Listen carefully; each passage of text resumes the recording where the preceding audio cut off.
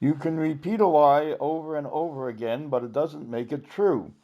And US President Trump has been lying through his teeth his entire career as a real estate mogul, reality TV star, presidential candidate, and president of the USA. His lies are so prolific it's hard to catalog them. But some of his biggest lies are reserved for China.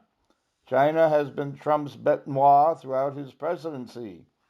He rode to the White House accusing China of raping the U.S. with unfair trade practices and has used China as a foil to deflect attacks directed against his tenure in office. The clearest example of this is Trump's accusation that China did not do enough to stop the spread of the coronavirus. Quote, make no mistake, we hold China fully responsible for concealing the virus and unleashing it upon the world.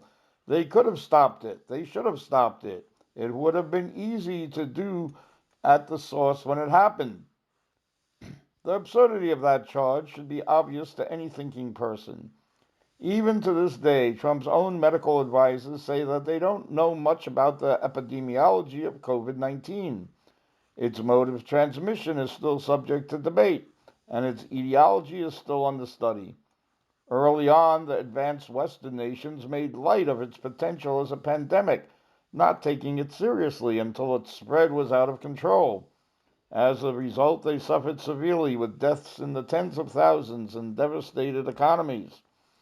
The most egregious failures were made by the U.S., with Trump being responsible for not taking the necessary actions to stop its spread. So, how in the world could China have stopped it when they knew next to nothing about it when it was first identified? The facts are there for all to see that China acted in an expeditious fashion, enabling it to contain and control the pandemic within its own borders, giving the world at least 2 months to prepare for its onslaught. Unfortunately, the world did not avail itself of the opportunity, and nations have suffered mightily as a consequence.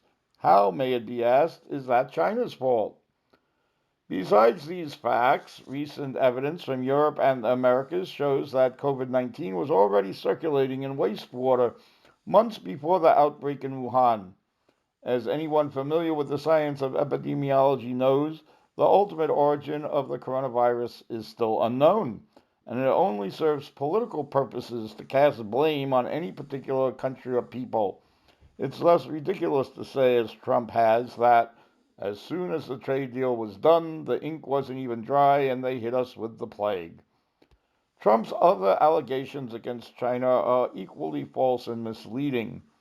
His assertion that the law he signed targets police units that had cracked down on Hong Kong protesters, as well as Chinese Communist Party officials responsible for imposing a new strict national security law, ring hollow in light of the police brutality witnessed by the world on the streets of not only the US, but France, Spain, Chile, and other Western allies of the US, all of which have national security laws no different than those promulgated by China. Nothing in the new national security laws impinges on the free enterprise capitalist economy of Hong Kong or prevents the free exercise of the Hong Kong people's rights as outlined in the Basic Law.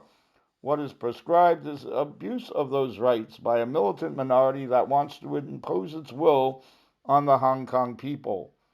The recent spate of laws issued by the U.S. sanctioning China has no basis in reality. They are simply a means to try and make trouble for Beijing and inflame public opinion against China and the CPC. They will have very little effect on China's continued economic growth and increasing global influence and will boomerang to adversely affect the U.S.'s own faltering economy. The U.S. is painting itself into a corner that it will find hard to get out of.